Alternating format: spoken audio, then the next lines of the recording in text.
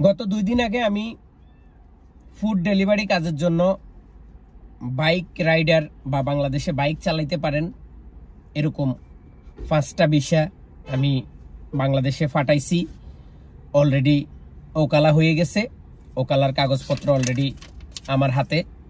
তো যাই হোক, কত টাকা এখানে আমি একটু হিসাব করলাম। তো এই ভিসাগুলা যারা নিতে চাইতেছেন তাদেরকে আমি বলবো, সর্বপ্রথম আগে আমার কথাগুলো শুনবেন। কথাগুলো শুনে আমার নাম্বারে অথবা অফিসের নাম্বারে আপনি যোগাযোগ করতে পারেন। এই ফুড ডেলিভারি কাজটা আমি নিজেও করি। দেখেন, আমি অ্যাপস নিয়ে এখন বসে আছি, কি অনলাইনে বসে আছি কাজের জন্য। কাজ আসবে, আমি রিসিভ করব। তো আপনিও করতে পারবেন। এখানে অভিজ্ঞতা থাকতে হবে বা এখানে রিস্ক এটা সেটা, এগুলা হচ্ছে আমাদের দেশের কিছু শ্রেণীর মানুষ আছে যারা বুঝে না। আপনি রাস্তা দিয়ে হাঁটে যাচ্ছেন, সেখানেও অ্যাক্সিডেন্ট হইতে পারে।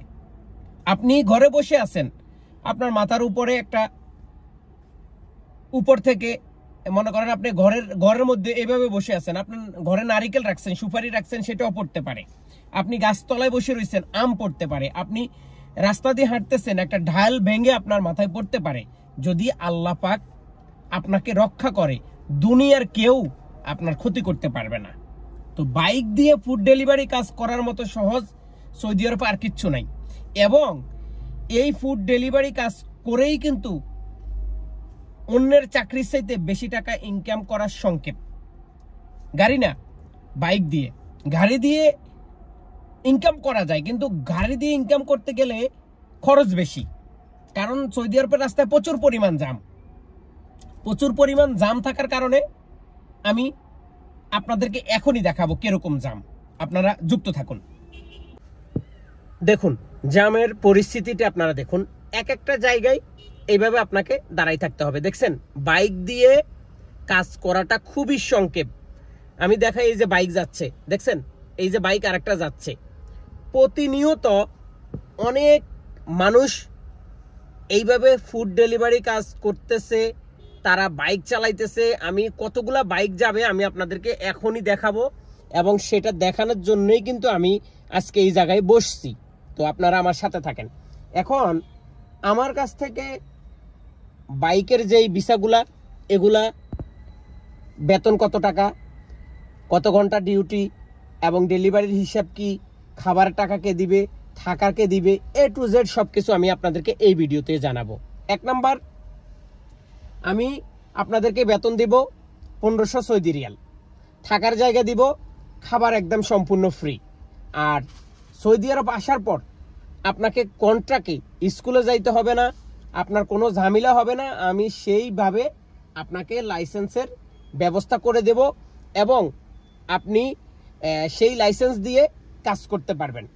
সৌদি আরব আসার জন্য যদি আপনার মন মানসিকতা থাকে, আপনি বাংলাদেশে বাইক চালাইতে জানেন এবং লোকেশন সম্পর্কে আপনার মোটামুটি ধারণা আছে, তাহলে আমি আপনাকে বলবো আপনি সৌদি আরব ফুড ডেলিভারি কাজে আসতে পারেন।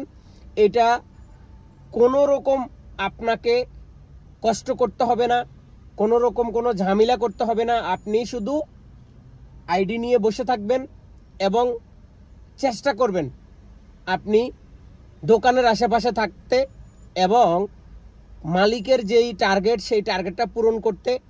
এবং এই টার্গেটটা পূরণ করলে মালিক যেরকম খুশি থাকবে, এবং আপনার স্যালারিটা ঠিক সেইভাবে মালিক আপনাকে মাস শেষ হওয়ার সাথে সাথে আপনাকে দিয়ে দিবে। আরও একটি কথা আপনাদেরকে বলে রাখি, দেখুন, কাজ করার মন মানসিকতা থাকলে বিদেশে আসবেন, কাজ করার মন মানসিকতা না থাকলে বিদেশে আসার কোনো দরকার নেই। দেখা গেছে মালিক বা কোম্পানি অথবা আমি আপনাকে লাইসেন্স বানাই দেব, 10 দিন পরে আপনি বলবেন আমি কাজ করব না। সেই ক্ষেত্রে কিন্তু আপনার একটা ঝামেলা আছে।